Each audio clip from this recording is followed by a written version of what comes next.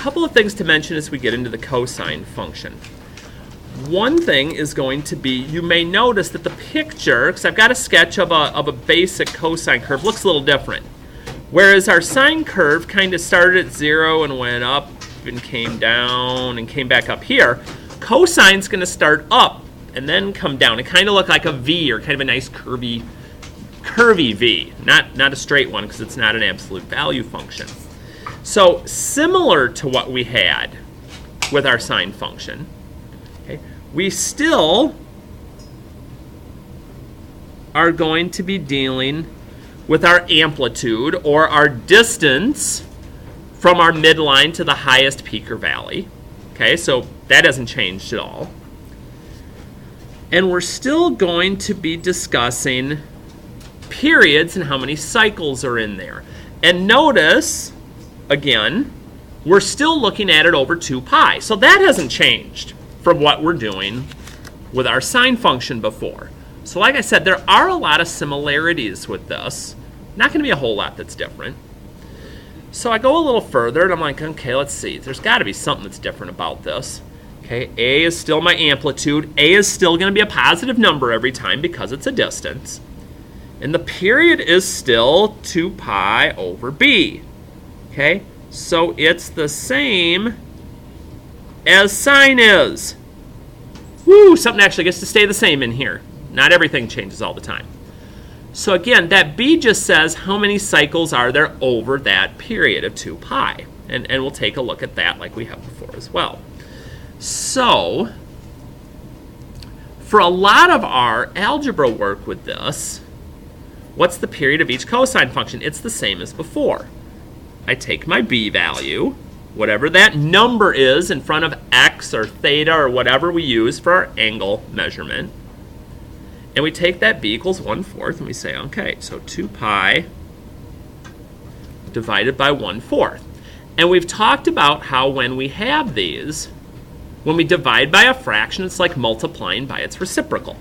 So we're going to take 2 pi and we're going to multiply it by 4 over 1, or 4, which is 8 pi. But again, if you forget that, you always can do 2 divided by 1/4 on your calculator and then just put the pi with it. That would work. And so on any of these, it's just letting me know 2 divided by 2 is just 1. And I get pi. So you're like, okay, that's no different at all from sine. And you'd be right. So see, we're seeing some consistency here with some of this stuff as we move through it. Now, when I move to the back, let's see if any of this changes. What's the amplitude? What's my A value? Okay, so my A is 3. And again, be careful on problems like number 5.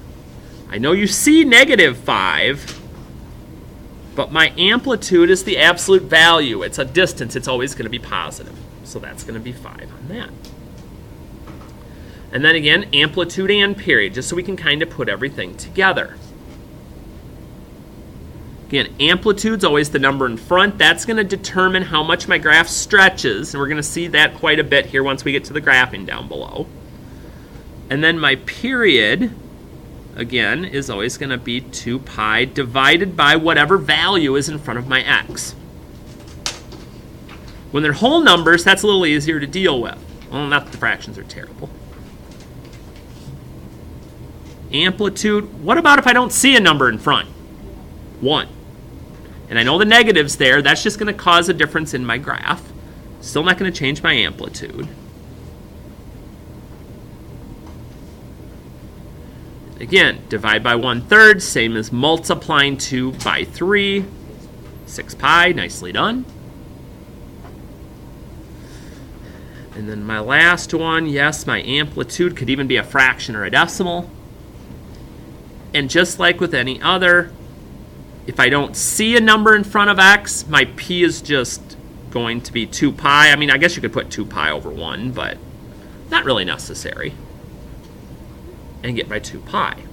Okay, that's all my basics, so I kind of have an idea what my graph is going to look like before I get started. So then we get to our last part here. Okay, write a cosine function, make the equation.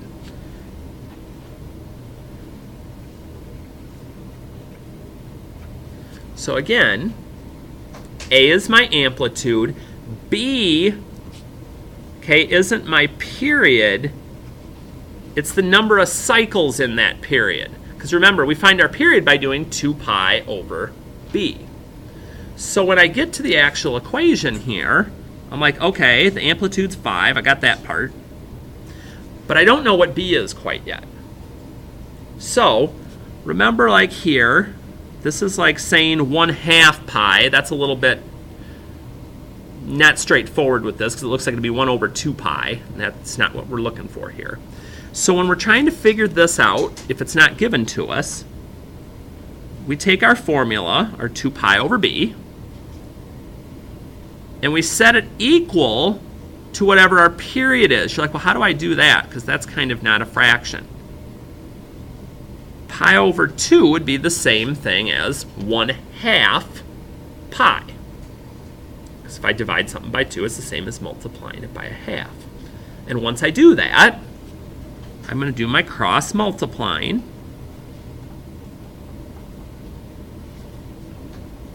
And since I'm trying to figure out what b is, and I'm multiplying it by pi, I'm just going to divide. And my b equals 4. So that's the value I put in front of my x, or in front of whatever my angle happens to be, how I'm signifying that. So that's really the only time I'm going to have to do algebra, is when I'm given a period and I have to figure out what the b value or what the cycle value is going to be, to see how much that's going to be. And then same thing here on b. It's always nice, the amplitude, never have to do a lot of thinking there. But with my period, again, 2 pi over b is going to equal my period. And again, I just cross multiply.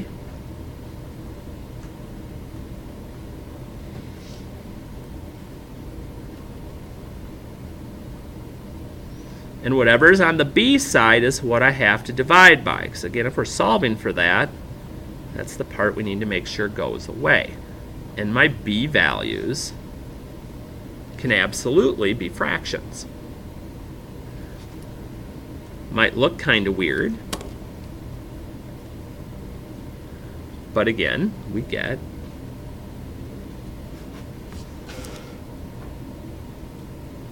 that answer in there. Okay. So that's kind of our background, or our algebra part of what's going on with this. But our focus has been, for the most part, and still is going to be here, how do I do the graphs of this? So let's make a little bit of a comparison here to see what's the same and what's different with cosine versus our sine graphs. Move this up a little bit. Okay, so find the period, create the scale. Okay, that's the same. Find the amplitude. Okay, that's the same. When we get to the plotting of points, that's what's going to be a little bit different here. So we'll see what road that's going to send us down. Okay, so here, I know my amplitude. My amplitude's going to be 3.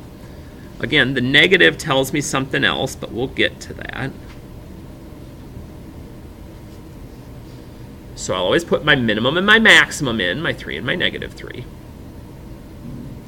So then I got to work on the period. So I'm like, okay, my b value, my number of cycles is 2, which means if we graphed this over 2 pi, we'd get 2 cycles, 2 complete cycles. So my period is 2 pi divided by 2, or pi. So, just like before, we're still going to plot 5 points. So, we'll start at the axis and have 4 more after it. That last one in this case being pi.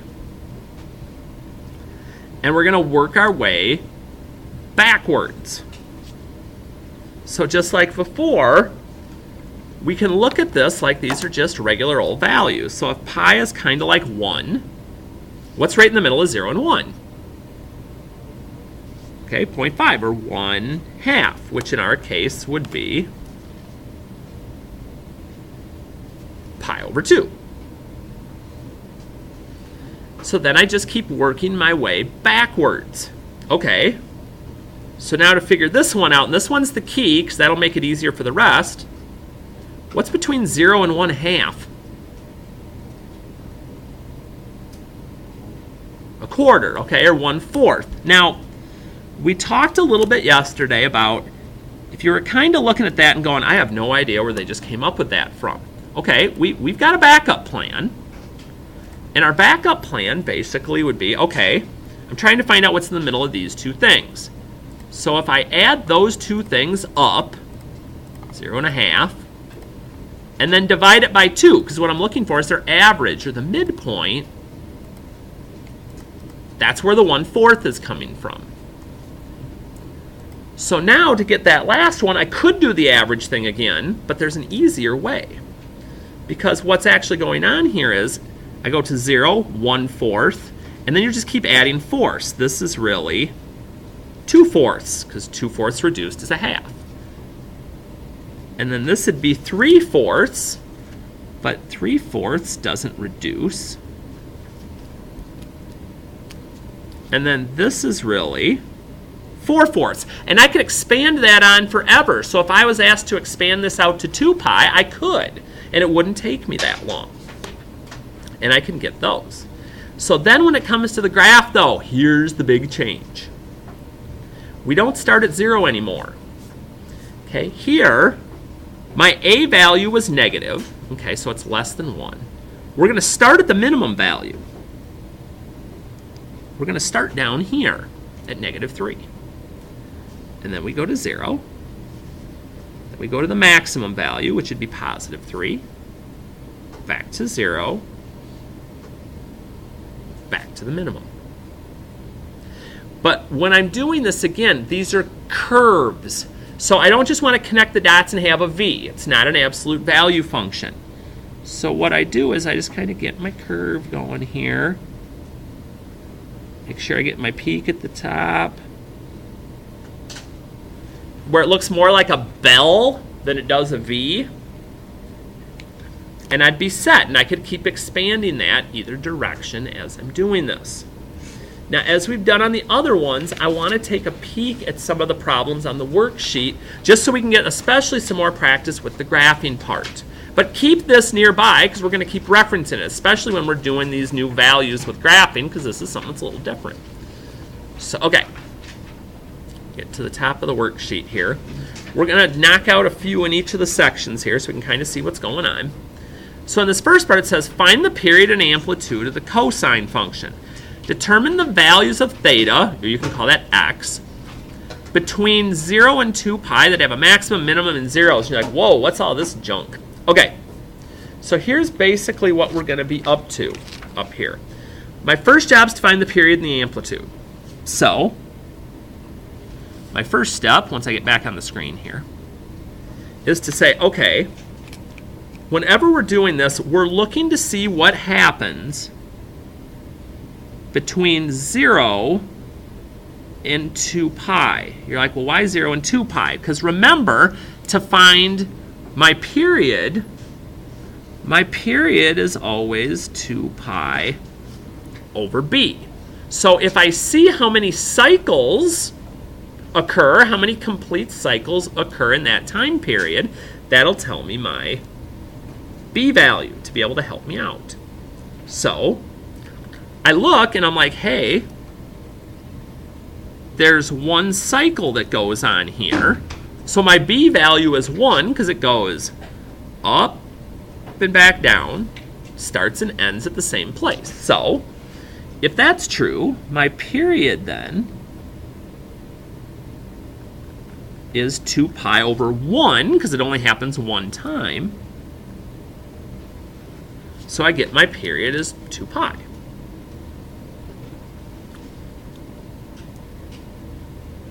So check on the period.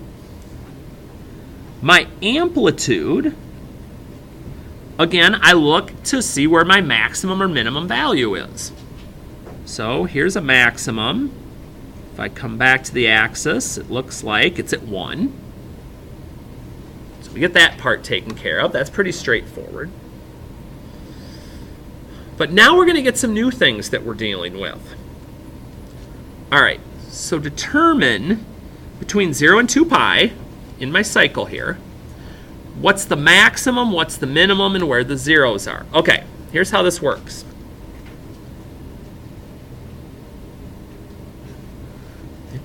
My maximum, where's the highest point of my graph?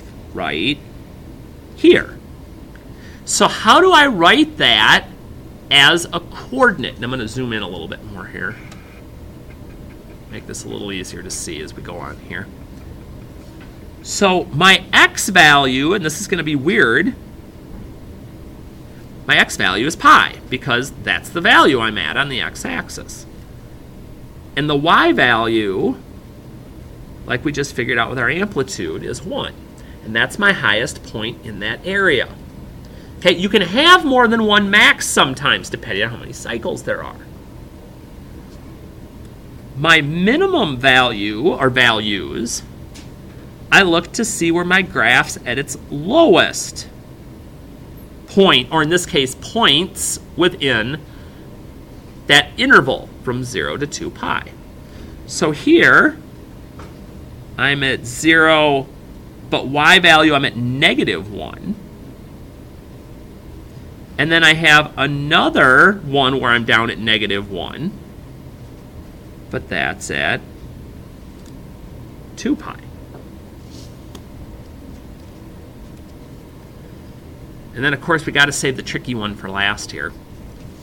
And then zeros. Zeros are just fancy names for x-intercepts. So I look on the graph and I go, okay, where does my graph cross the x-intercept? What are those values? Okay, we can call them x-intercepts, we can call them zeros, whichever way, they're the same thing. And you're like, well, I know the y value is 0, because here's 0. If I come back to the axis. But what's the x value? I don't have those values. I don't see any values here. But I can figure that out. Because again, I go back to my thinking of, okay, what's between 0 and 1? Well, a half is. So this would be pi over 2. Because it's 1/2. I just put the pi back in. And now it's basically going back to like what we did on the notes. 0, 1/2, 2/2, which is 1, so that's where pi comes from. 3/2, which doesn't reduce. And then 4/2, which is 2 pi. I've found all my information. And the thing I want to make note of is, notice how many points we had. 1, 2, 3, 4, 5. Those are the same 5 points I would have come up with if they'd have given me the equation for this. And that's what we do every time that we're doing these. We're finding the max, we're finding the min, we're finding the zeros. Those are the points we use. So it kind of lets you see where all those points are going to come from. But again, it varies up a little bit.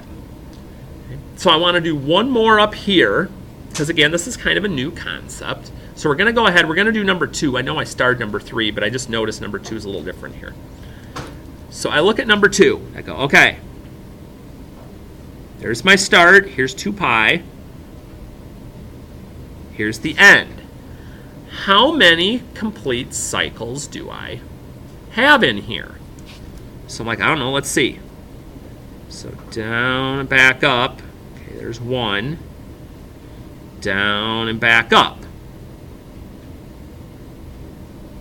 So I have 2 cycles, which means my b value is going to be 2. So when I go looking for all of my other info, for this particular problem, I'll draw an arrow because I want to have room down here for my other stuff.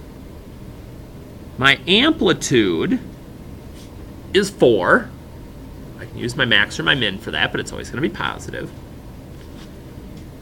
And my period is going to be 2 pi divided by 2, because there's 2 cycles in that range from 0 to 2 pi, which means my period is just going to be pi, because my 2's would cancel out. And now I'm ready to find my values. So again, when I'm looking for maximums here on the first one, I'm going to have several, I notice, because with more cycles, I'm going to get more maxes. So you're like, dang, there's 3 of them? Yep. So I'm at 0, 4. Okay. The y value will always be 4 on all of these. And then I look for the next one. What's the x value? Pi. Where'd I get pi from? Because this point, my y value is 4. If I come back down to the x-axis, what value do I see? Oh, okay. Was there another question? why do we have to do like, because it's all like the max like is 4. Yes. So then why do we have to label like each different like? Okay. So why would we? There's different cycles, but like, I don't understand. Right. Because what we're trying to do, and the question was, why are we trying to label all these different maxes? We know the max is at 4, because that was my amplitude. Why would we want to label and see where these are at? I'm going to delay that question until we get done finding the min and the zeros, and then I'll be able to put it back together for you. So then my minimums, okay, I've got 2 of them here. Now they're both at -4. For my y values. And again, we're back kind of in that same dilemma we were in number 1. We look and we're like, oh, they don't give me the values again. But let's think. It's set up the same way as number 1 was. So this is pi over 2 because it's in between 0 and 1, which is 1/2. And this one, 1/2, 2/2, because 2 over 2 is 1. 3/2, so 3 pi over 2. And then 4/2 at 2 pi. And we're almost there.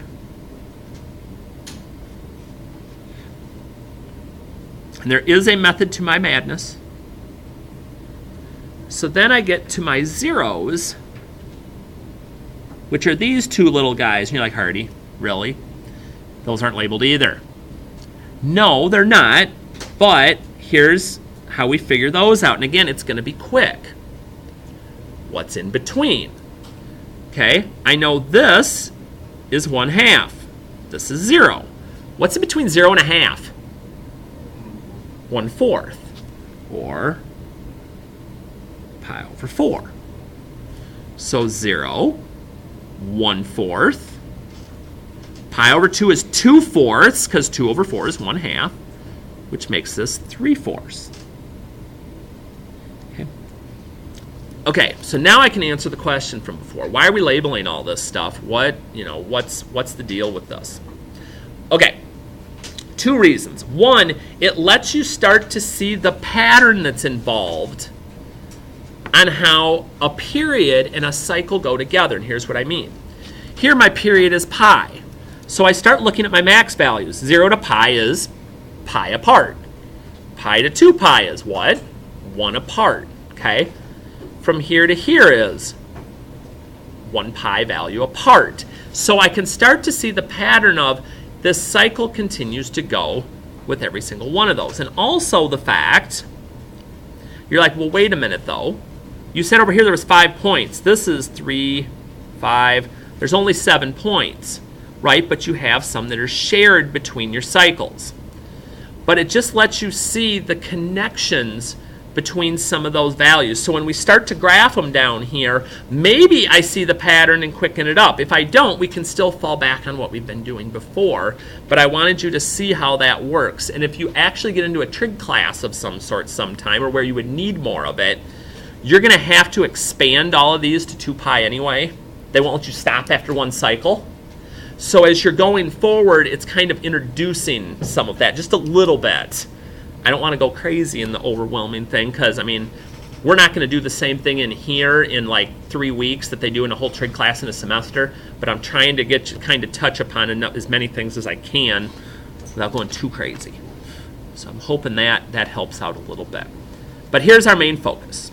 Okay, sketch the graph of each of the function for the interval of 1 period. Okay, so just a period down here.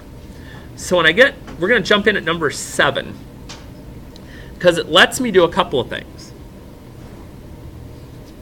I can get my amplitude working here at 2. So 2, negative 2. And then my b value is 3, which means my period is 2 pi over 3. Or in other words, if we expanded this all the way across from 0 to 2 pi, we'd see the cycle happen 3 times. But we're not. We're only going to do it for 1 period. So we know this is 2 pi over 3. We know this is 0. And now we've got to build those other values. So again, just keep thinking about the fact that this is really just 2/3. So what's in the middle of 0 and 2/3? Like, wait. Okay. Let me change the question slightly.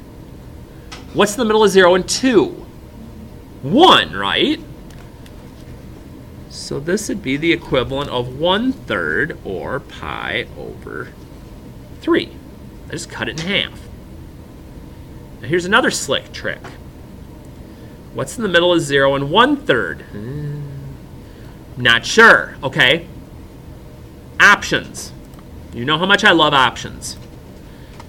So 0 and 1/3. Now, I'm hoping that once I show you this is going to take care of some of you on this. Okay. 1/6. So does that mean that anytime I get this value, I just multiply the bottom number by 2 and that's going to give me this? Because dividing by 2 is the same as multiplying by 1/2. So I can just cut it in half, or I can go to the calculator. I mean, you just saw it got me the same answer, so it would work. So 1/6, 2/6, 3/6, but what does 3/6 reduce to? Close. A half. 3/6 reduces to a half. Now this would be 4/6, which reduces to 1/3. And now I've got my points, and now it gets a little bit easier. But remember, and it may take a minute here, I have a positive a value. Okay, my a is greater than 1. So we're going to start at the max, and then go down to the 0, the min, the 0, and back to the max. So start at the max, then to 0, then to the min, then back to 0, then back to the max. But again, it's not just a V. We're going curvy here, people. Curve. Your curves may look a little odd at first, may look a little lopsided, all sorts of fun stuff. But we've got to work on getting those curves situated. And we're set. Now again, the big thing is just playing with your period, making sure you get those points down. If you got to go to the calculator, cool. If you kind of get the pattern, you can quicken it up, that's great too. And then I chose 9 because it looks weird. Like, wait, theta over 3, does that mean like b is 3? No. Here's what that actually is.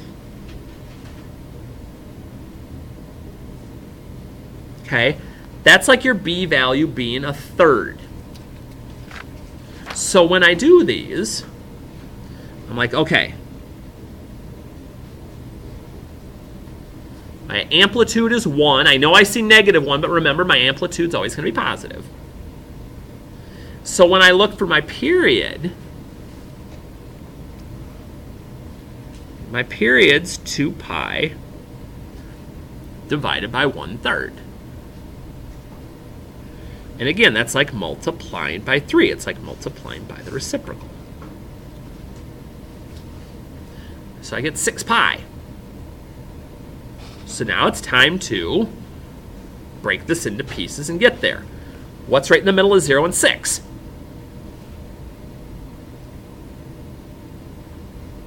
3. Now, here's where it gets a little strange. What's right in the middle of 0 and 3? Okay, 1.5, but I don't want to put 1.5 pi. That's not normally how this works. So if I have to, because you remember we said before you can take any of these values and multiply them by 1/2. If I multiplied this by 1/2, that'd be 3 pi over 2. So you're like, okay, in between 4 and 6, 3 and 6 is 4.5. So again, I can always go 4.5 math enter if I need to get the fraction, which is 9/2 or 9 pi over 2. And then again, I look and I go, ooh, a value is -1. So again, if I have to, I pull this out. Okay, it's -1, it's less than 1. I start at the minimum instead of the maximum. Okay, minimum 0, maximum 0, minimum. I always start and finish at the same place. Again, curve, curve, curve, curve, curve. And again, we look more like a bell than we do anything else. And so, as I do a couple more of these, okay, write a cosine function for the description. Again, we'll make note.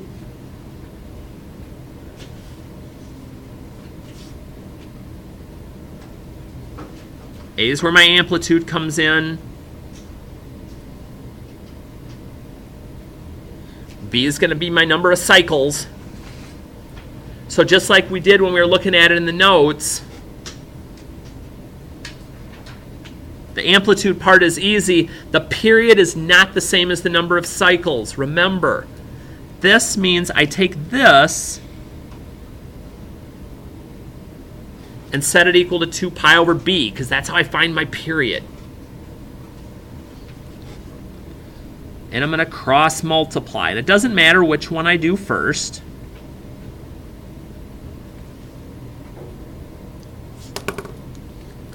And whatever's with b is what I'm going to divide by.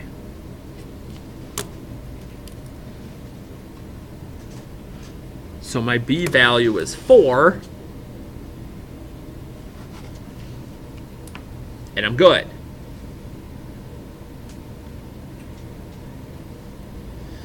And that's going to be true on any of these. So if I do it again on 13. My amplitude, that's always going to be the easy part.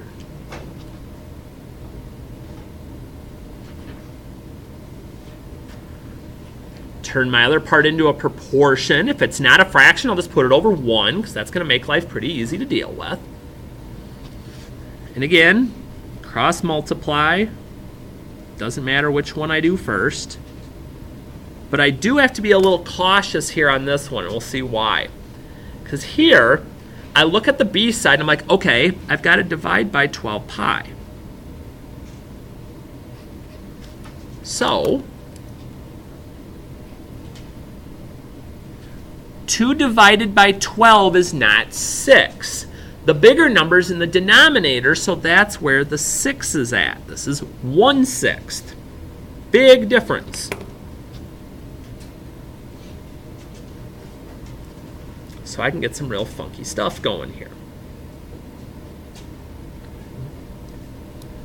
So then the last one we're going to do is going to be 15 down in the bottom. And we'll have covered everything then, and we'll see all of this again tomorrow. Like we've been doing on all of these, we're going to spend at least a couple days, and then we'll rewind and go back through some more. So write an equation of the cosine function for the graph. Okay, so here, I need to figure out what A and B are. I need to figure out what the amplitude and the number of cycles is going to be. So I go back and I go, okay, figure this out. We figure it out from 0 to 2 pi, just like we did back at the beginning. The amplitude should be the easy part. What's my A value going to be? Where's my max at? 4. Okay. Now, here's another thing to keep in mind. My A is 4 because we're starting at the maximum. If I started at the minimum, like 14, then it would be negative. Because again, if it's negative, we're going to start at the minimum. If it's positive, we're going to start at the maximum. So there's some little clues that are in here that kind of help me out a little bit with this. So, okay, let's see. How many cycles have we got working here? Down and up. There's 1. Down and up. There's 2. So we've got 2 cycles within our 0 to 2 pi. So my B value is 2. So let's get my equation. Y equals my A times the cosine of my B to the x. Now, like I said before, we're going to do this just like we did sine. We're going to hit this stuff again tomorrow. There will be another worksheet, kind of work through some of these, get this stuff situated, lock it down, and then we'll see where we're at and kind of start seeing. Because this will be the last thing that we do before we hit up our next quiz on some of the trig stuff. So just some things to consider. If there's anything you got questions on, let me know.